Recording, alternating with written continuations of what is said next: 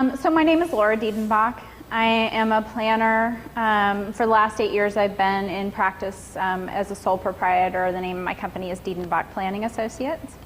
Prior to that, I was the city planning director for the city of Alachua, which is just a little northwest of Gainesville, for about 5 years, and I worked for Alachua County before that. I'm a 1991 graduate of the Masters in Urban Regional Planning here, and last August I joined David and our other colleagues in the doctoral program. So when David asked me to speak with you today, he asked me to talk to you a little bit about I call it the due diligence process, or the entitlements process that planners go through. Not the fancy, fun visioning part of planning, but the sort of regulatory, wading your way through all of the regulations of a jurisdiction where you may not practice. So everything is sort of fresh and new, but the mechanics are basically the same. And it sounds like you guys are starting with your exercise on base mapping, which you're getting a lot of data. I promised I wouldn't walk around, and here I am walking around. So you're getting your map data together, and a lot of that is going to depend on the jurisdiction that you're in, the quality of that data. Fortunately, you're working in the city of Gainesville, where it's a data-rich environment. If you're working in smaller towns, it may be further and further between, but we talked about using the, say, Alachua County Property Appraiser as a data source, using the GeoPlan Center downstairs as a data source. They're sort of a data warehouse for the entire state of Florida. And then you might look at the City of Gainesville's website. And have all of you been to the City of Gainesville's Planning Department website at this point? Okay.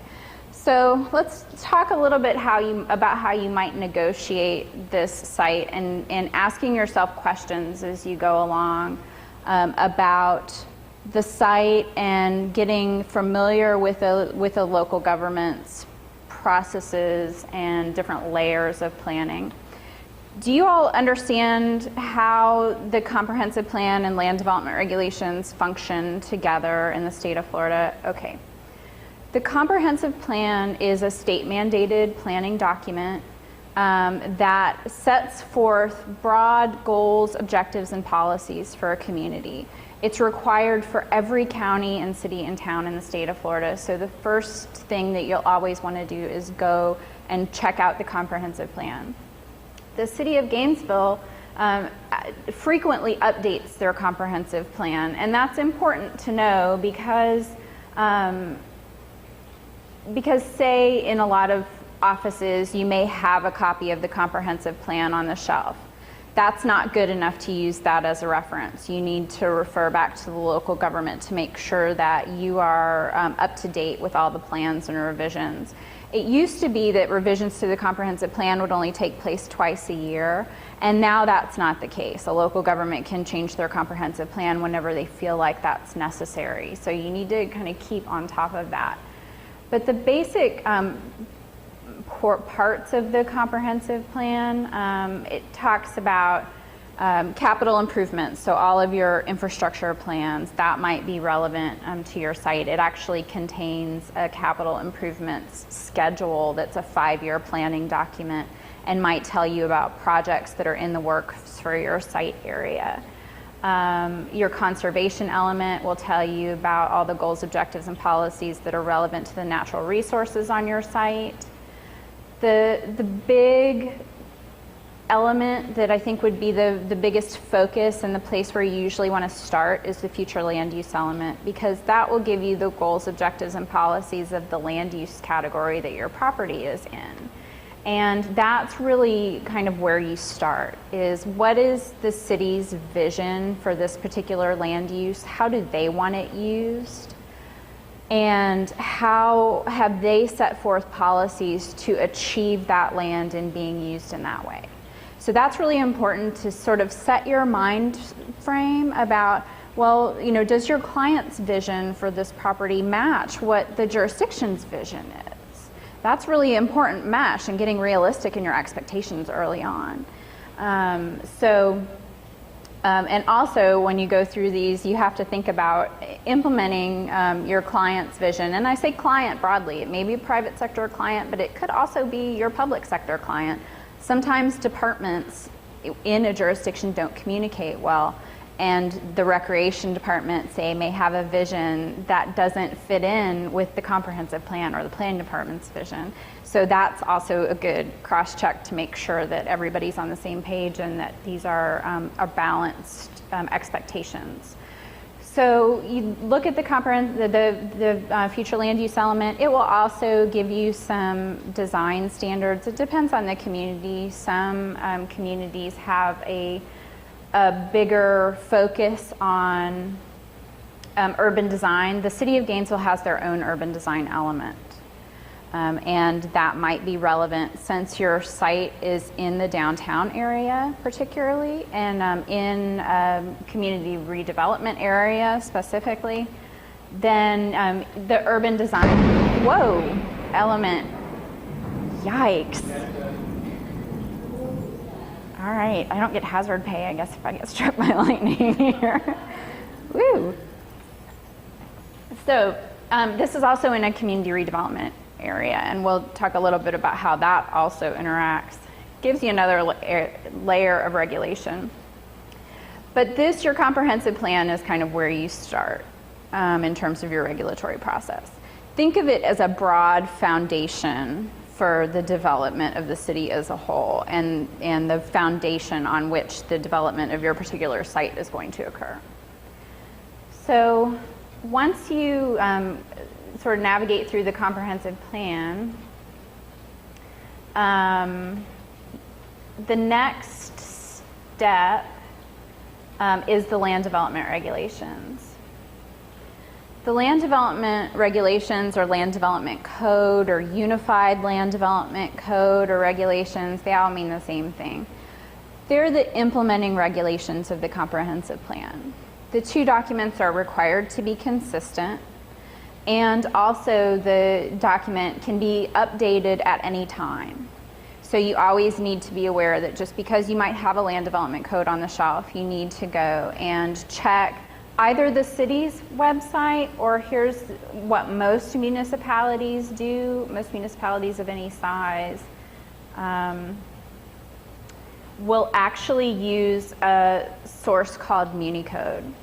And because the city of Gainesville's not too up on their links, you have to go in this way. Know that the City of Gainesville's Land Development Code is incorporated into their Code of Ordinances. And that's only important just to find where it is in the Code of Ordinances. It's really unusual that you would need to look at anything else in the Code of Ordinances. Usually everything site development related is in the Land Development Code, and that's the city's basic land development code there. It covers specific zoning districts and what's allowed in those zoning districts, what's allowed by right and what's allowed by special use, which if you stumble upon something that is allowed by special exception or special use, know that you have to go through a separate regulatory process to get that use approved. It's not a by right approval. So that's a really important first step to know that, if your client wants to put, say a live-work building there, and that is not allowed by right, that's only allowed by special use, then you would need to inform them that they've got about another 6 months or so in their process to negotiate through that approval with the city, either plan board or city commission. But everything that you would need to know about the zoning districts, the use regulations, sometimes for uses there are specific standards for that use. So you would need to look at your use regulations. And then also in here are They have it under environmental management, but of particular importance to you would be landscape and tree management, stormwater management, probably not water and wastewater connection policies, but it's good to know where your water and wastewater is, if it's available to the site, if it's currently on the site, and what the capacities are, and that sort of thing. Starts to edge into engineer territory, but it's good to know in terms of the use that you're proposing. And then the city of Gainesville has some environmental overlays, which really aren't going to be relevant to your site because it's not in a floodplain and there aren't any surface waters or wetlands there, but that's good to keep in mind. There are municipalities and counties that have stricter regulations for wetlands and surface waters and flood than state standards. So it's good to be cognizant of the local standards as well.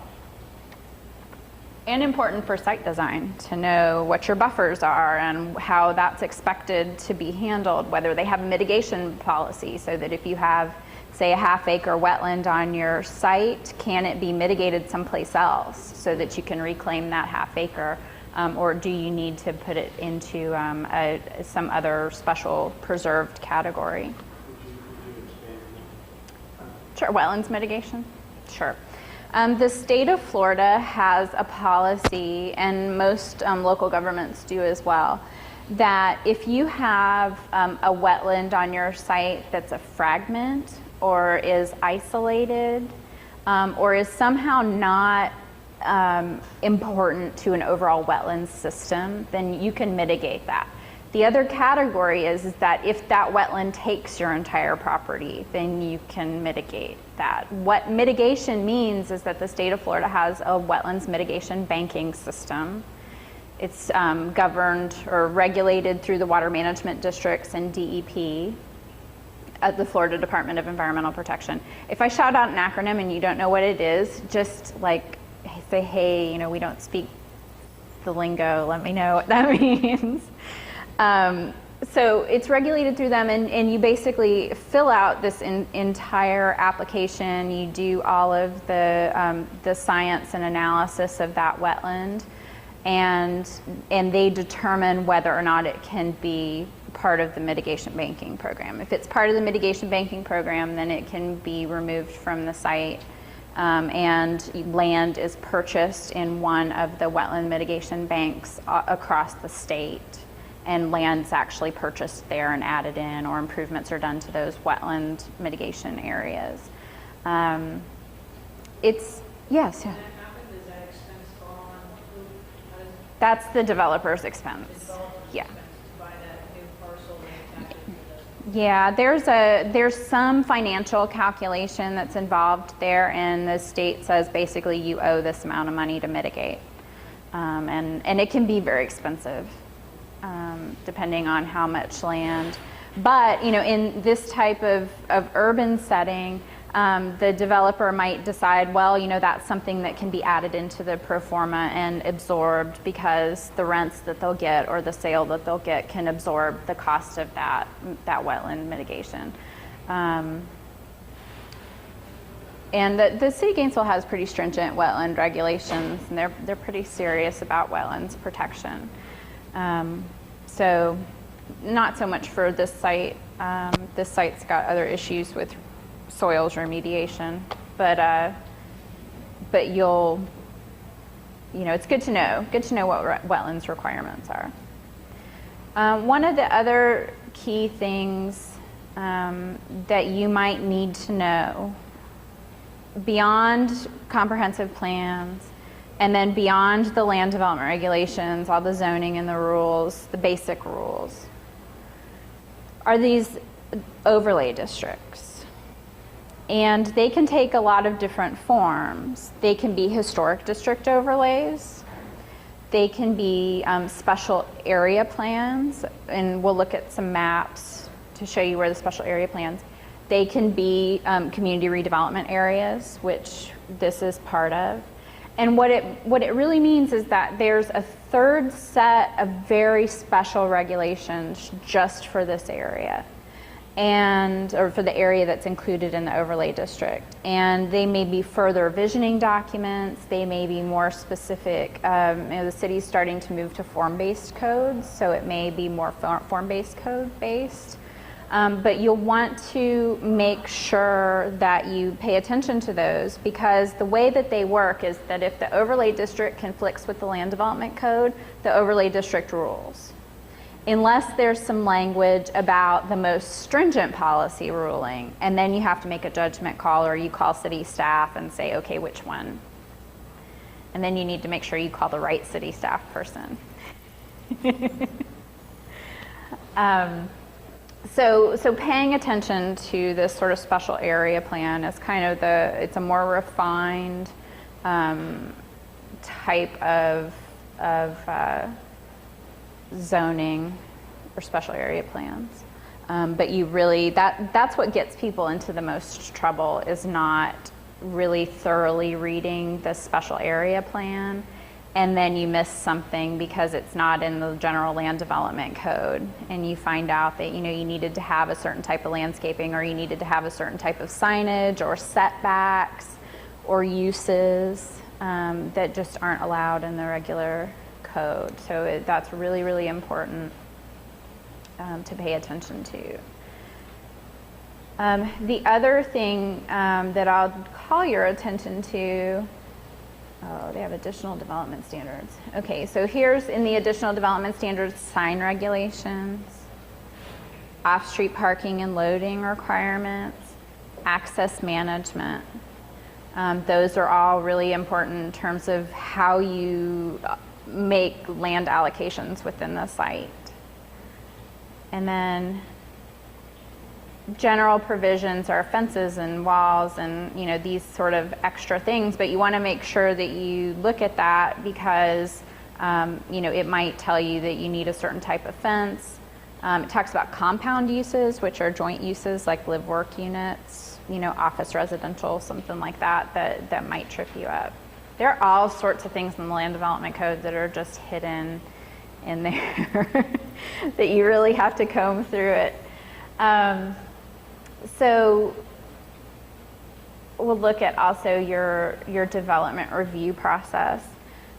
The good thing is that the city of Gainesville has what's called a first step process, where you don't have to guess what the process is that you go through. You can attend the meeting with your project, you submit your project, and it's just an idea at that point. You submit your project idea, and you can attend this meeting, and there's a representative from all the city departments sitting around the table, and they tell you what you need to know. And that's really important, because sometimes there's a lot of stuff that's not in the code,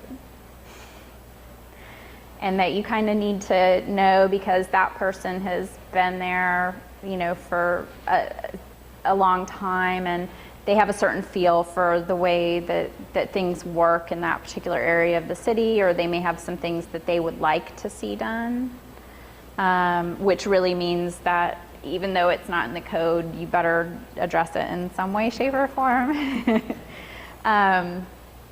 Or at least have a really darn good reason why you're not. But so the city has set up this process that really helps get information out there on the front end of the process, and doing this kind of more holistic response to projects that come in, knowing that there's a lot of different layers of regulation here that you'll need to know. So, not a bad tip. And they're public meetings, so you can look on the city's website and see when they are, and if you just want to attend one just to see, kind of get the flavor of what they're like, you can. They're open public meetings. So it might be just good to see what they're all about.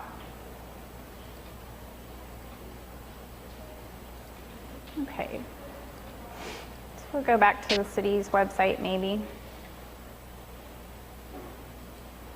Okay. Yay. Okay.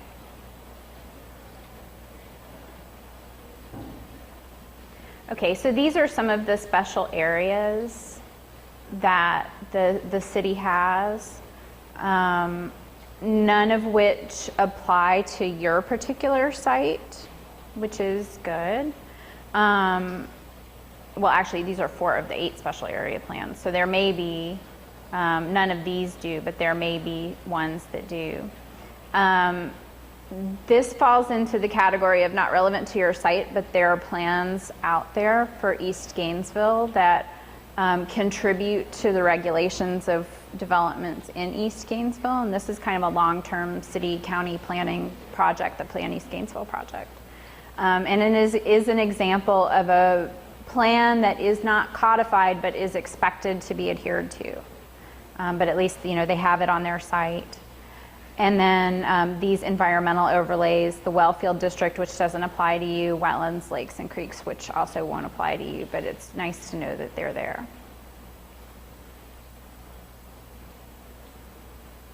And then you can see that the city has, you know, their updates page. They have information on their evaluation and appraisal report. Sometimes going back, okay, the evaluation and appraisal report happens every 7 years and is a report that's generated on the comprehensive plan that is sort of a state of the union of the comprehensive plan. Like, we're looking at this and these are the issues that we've identified and this is how we're thinking about amending our comprehensive plan. They're not required to go through a real elaborate report anymore because the legislature changed the rules last year, but sometimes it is helpful that if a city has gone through their evaluation and appraisal report, you can go back and look at that document. It contains a lot of good demographic information, but it also has a lot of vision and intent language in there about areas that the city has targeted for redevelopment or you know, just plans, visions that it has for areas. And particularly this area of the depot has been under some sort of planning effort for at least 10 years. And it's taken so long primarily because of the contamination that was there. It was part of this city of Gainesville. It's part of the railroad network. That's why it's Depot Avenue. Yeah, so, and then why there's a depot there. So also, you know, the Gainesville-Hawthorne Rail Trail is where the rail line used to be. So there's a lot of contamination from the rail yard that was there. And that's, you know, slowly been remediated over time through EPA grants. But it's taken a very long time to just get that area ready for some sort of development. And sometimes that gets lost a little bit. The original report was called the Sprout Report, and I can't remember what the acronym was. But, you know, it was this really intensive sort of planning process for the area and incorporated they had a special committee and you know, it really went through that, and I'm not sure if that's on their website or not, but you could call the City of Gainesville Planning Department or the CRA and get those documents. That might be helpful. Is that where you would find any restrictions to development of that site? No, not necessarily.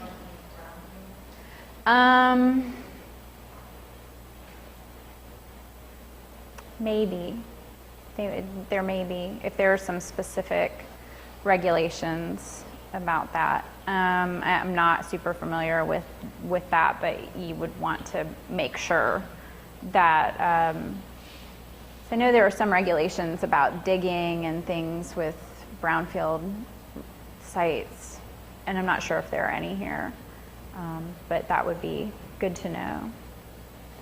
So the City of Gainesville also has a map library, and you guys were talking about your base maps. They have, let's back up. They have the data page. Most of this data is going to be GIS data. So, you know, it may or may not be helpful to you. I don't know anything about translating GIS files into AutoCAD files, but the data is there. And then they have a map library which you may be able to incorporate into your layers in some way.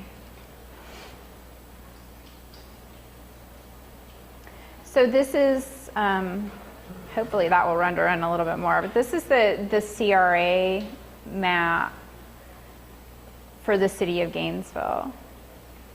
There's an east side CRA, which is extensive, the downtown CRA, which this site is probably in. It's probably down here. That's University Avenue in Maine. This is the College Park, University Heights, and then Fifth Avenue and Pleasant Street. The CRA offices are actually located on Fifth Avenue in the Pleasant Street district, and they're very happy to share information as well. But so here, you know, the city, we're lucky that the city of Gainesville has a lot of detailed maps. This wasn't always the case. They've gotten really pretty good in the last few years about putting, you know, multiple maps up here. And sometimes that's the fastest way to figure out what the regulatory component is for your site, is to look at the different maps. I think I look at the maps first when I'm doing my own due diligence. I spend a lot of time just looking at the maps and seeing, you know, whether or not, you know, there's anything involved with surface waters and wetlands that the city has mapped. And also, you know, it helps to know sort of what's around your site. So you might want to look at the parks map. You might want to look, you know, if your site was in the northern part of town, you would definitely want to pay attention to the wellfield map. But looking at these, they have a generalized future land use map, which is generally the map that I first start with. So going to the future land use map, which is not going to pull up. We'll see. So you start with that, and there it goes. And so you can kind of zoom in on your area and find out, you know, what the land use is that pertains to your area. That will help guide you to the future land use element, to that portion of the future land use element that guides that land use category. And then you can kind of go from there through the comprehensive plan. The same with the zoning map. You can look and see what the zoning is, and then head to the land development code, look up the zoning district from there. You can, you know, look at the special area plan map and see, is this in a special area that I need to be concerned about? And in this case not, but you know, if you looked at this, then that would then tell you you need to go to the special area plan section of the land development code and look there. So it's pretty, once you start looking at all this stuff, it starts to become intuitive about where you need to go, and it really is just getting in there and trying to find, starting with your base information and working forward from there. Start with the comprehensive plan and then get more and more specific.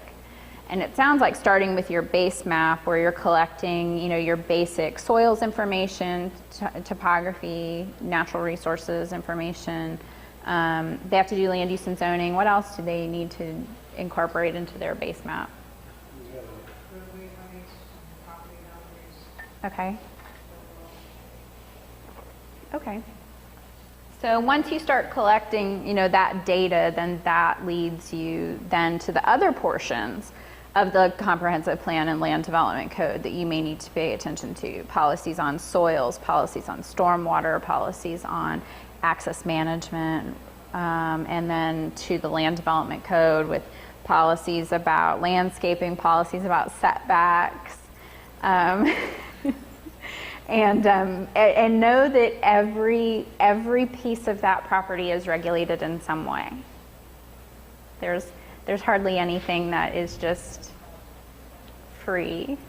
The other thing it's not too applicable, but would let you know if you get the Sprout report documents, is whether there's an architectural theme that goes with the site.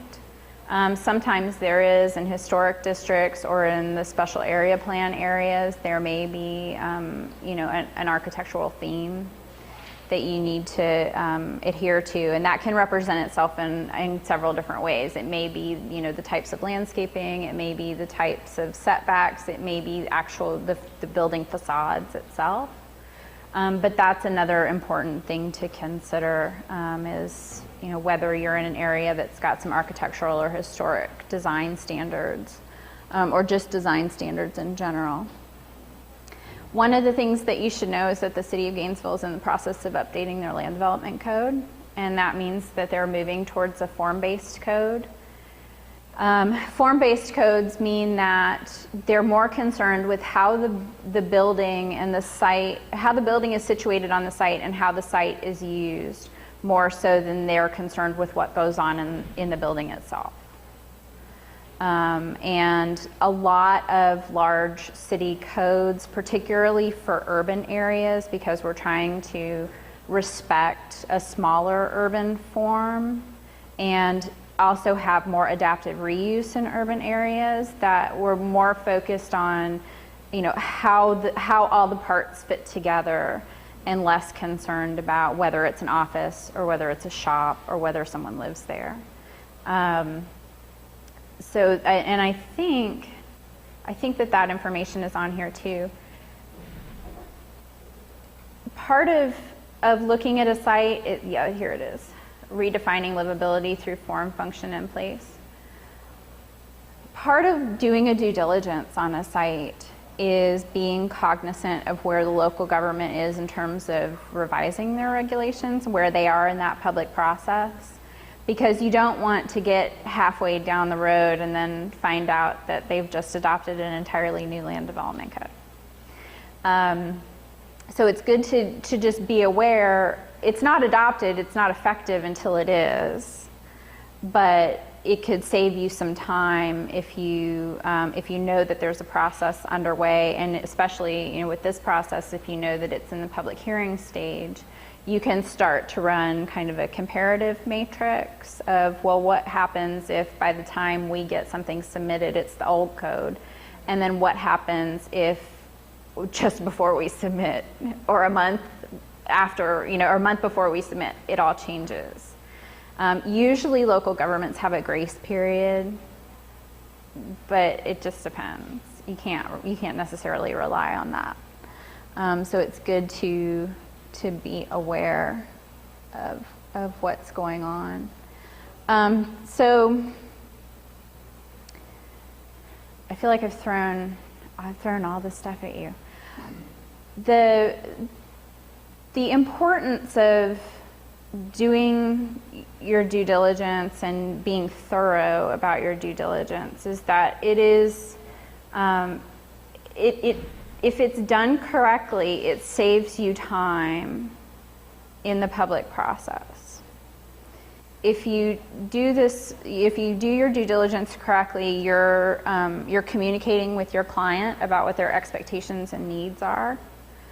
You're communicating with city or county staff to find out that find out what's going on and find out what the requirements are. You've gone to a first step meeting, you're in communication with them, knowing that, you can't tell them everything because you've got some confidentiality, but in terms of developing a rapport with staff, which you'll need, and making sure that you have open lines of communication, talking to them and making sure that you're on the right page and that you're on the same page, will save you a lot of time once you submit. Because the idea is that, once you've gathered all of your data, you've done kind of the analysis, you've designed your site, you're ready to turn it in, you don't want to be making a bunch of revisions when staff gets in there and is like, you did it wrong and you should have talked to us. And then that's when it gets really expensive.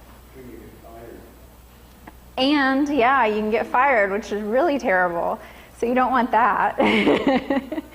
and there's a lot of, you don't instantly get fired because usually the consultant then blames the city or county staff and they told me something else. But you don't want to be that consultant. So, doing all this sort of due diligence up front, it may seem like to the client that it's more expensive on the front end of their project, and sometimes it's hard to make clients understand that they should invest in this type of planning on the front end.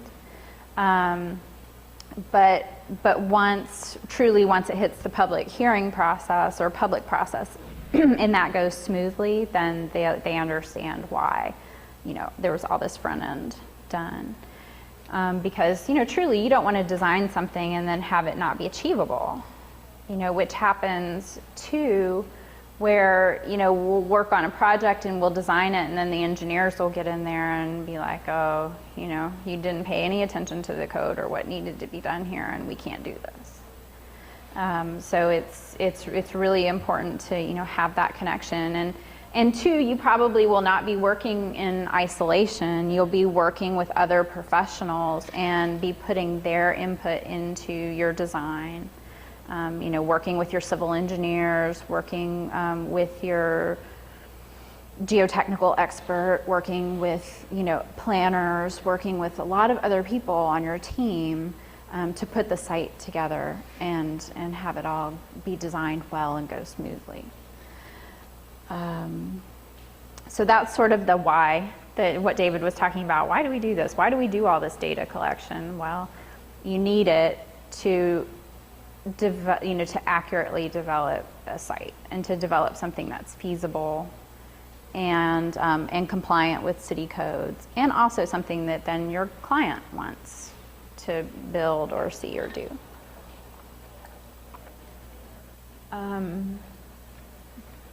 Let me show you the City of Gainesville. Hopefully the CRA page is in here. Yeah. That's our client. Awesome. Well, good. I can't say enough good things about the City of Gainesville CRA. I can't say enough good things about them. They're professionals. They know what they're doing. I'm happy that they're your client because there's a lot of energy there. You don't always get that in some public sector departments, that there's real passion for what they're doing. But this group is really, really good, and they're doing some very innovative and progressive things. So, there's their map.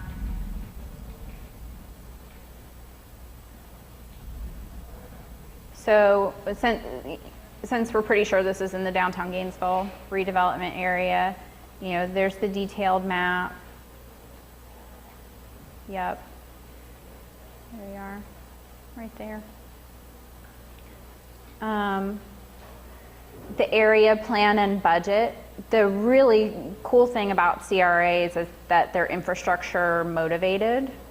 So they have their own budget through tax increment financing, and they schedule their own infrastructure projects and their own development projects. So this is, important for you to think about in terms of this site, what then is going on around it in terms of projects and infrastructure. Their advisory board meetings and agendas and different projects that they have going on. So you want to, think about all these. And their meetings are open to the public, and I don't know if they're recorded or not, if they're part of the televised meetings. I don't think they are. So, go to one of their meetings and kind of see what they're all about. Not that you guys have tons of extra time to go to all these public meetings, I understand, but know that they're there, and part of meeting a community's expectations is knowing a little bit about the public process, particularly if it's not a community that you're real involved in. It's important to know who the players are and kind of what their backgrounds and agendas are, and it's important to see how they interact And so if you can go to a meeting or watch the meeting on Public Access 12 and get an idea of just what's going on, what the issues are, it makes your work more responsive. Yeah. So did they take the community's input based on this open meetings? Do they, like, who regulates them? They take tax money and then they have their own agenda, but does the community get to have some input to that, or? Yes. Since they're paying for it? Yeah, they're all public meetings, and what it is actually the members of the CRA are actually sitting members of the City Commission. It's just a subset of the City Commission, so they're elected officials. And there's an advisory board that's made up of business owners and residents of the different CRAs. But it's all public meetings. Their budgets are totally public. Everything is a public meeting. They have public comment time, during their meetings, and people can comment on projects, and people can comment on budgets, and people can just stand up and give their 2 cents worth, which we've got plenty of here in Gainesville. So, especially lately. So, but this is not a community that shies away from its public process or public commitment, and that's a really good thing. It's very open. And if you live in one of the CRA areas, you can apply to be on the CRA board. It's an open public board. You fill out an application and turn it in, and if you're chosen by one of the city commissioners, you can be on the CRA board. So it's I don't even know who's on the CRA board right now. Okay, so it's a combination. There's actually a vacancy. It's a combination of citizens and business owners. David Castine actually owns a salon downtown. And, there's information there. So does anybody have any questions? I feel like I'm talking an awful lot. Okay. Are you feeling overwhelmed at this point by the levels of regulation and the things that you might need to know? And yeah, the important thing is, in my mind, how I start out in doing all these things is I start out with my maps and my base data, then I go to the comprehensive plan, and then I go to the land development code, and then any special area plans or CRA plans or those detailed special plans. And then once I've processed all of that, everything gets assembled into a report. One other thing that I should mention is you need to be very wary of the staff interpretation. A lot of planning staffs in particular because it's hard to regulate, it's hard to update land development codes maybe as frequently as you should. A lot of them have these long-term interpretations of what the policy actually says.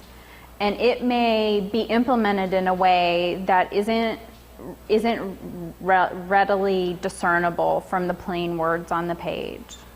Because they've had over the years, people come in and it's really evolved into something else. So once you kind of get everything to the point where you're getting ready to write the report, that's a good time to check in with your planning department and say, the planning manager or whoever really is involved with making those interpretations, and find out if there have been interpretations made that are relevant to your site that you don't know about. That's a really good way to get tripped up and have everything go kind of wonky on you. I've had that happen to me. It only happens once. Really, that you will only take the code at its face value one time, and then realize that you've got to call and ask first before. And I'll tell you the example. I had a client on the east side of town who was getting ready to purchase a gas station. And the gas station was in an industrial land use category, which doesn't prohibit gas stations, but it prohibits convenience stores with the gas station. You can have vending machines, You can have a building where, you know, your cashier is, but you can't sell things. You can't have a shelf with a soda on it, but you can have a vending machine with sodas. So, but the way that the City of Gainesville's code worked was that they had everything defined by SIC codes, which is the standard industrial classification of things. So you go to that, and it's a really, they're getting rid of that. It's one of the reasons why they're updating their code. It's kind of an outdated way to do codes. But then you look up the SIC code and you read the description of what that is, and the description said gas stations with convenience stores. So I told my client, yeah, you can have a gas station with a convenience store. And he was like, good. And he went to, you know, get his zoning verification or whatever he needed to do the first step. And that's when they told him the interpretation about no convenience store. You can have the cashier and the vending machines, but it can't be a retail sales component. That isn't anywhere in the code. That's how they implemented it. So, you know, that's the last time that I ever read the City of Gainesville's code without calling their planner that makes interpretations to find out, Ralph, how are you actually implementing this? And that's a long time criticism of the City of Gainesville, because one of the things that developers and consultants like is some reliability, a little bit of reliability is a good thing. And like to know if they read the land development code, it says what it says. So know that before you write your report to your client, and then you would assemble all of that into the report, including the process that you'll have to go through to achieve the site design, which might include the special use or special exception process that we talked about. It might include a variance if for some reason the property is oddly shaped and so you can't fit everything on there and you violate a setback, or, you know, something happens with the, kind of the physical structure of the site, you may need to have a variance. And for sure you will have to go through some sort of public process for at least the site plan and the development plan process. Everything that you will do will have to go through some public process, which means that, you know, if you have neighbors, you need to know who those neighbors are and you need to communicate with them. The City of Gainesville actually has a neighborhood meeting process where before you can even submit, you have to meet, you know, hold a public meeting with all of your surrounding neighbors and show them your plans and get input from them on that. So that adds time, again, to the front end of the project, but will save you lots of time and money if you don't have your public hearing delayed because 20 neighbors show up and say they didn't know anything about your project. So that's part of the neighborhood process. So does anybody have any other questions or things? I think I've kind of covered everything. Thanks. Thank you all. Thank you. So, you want to take about a 5-minute break?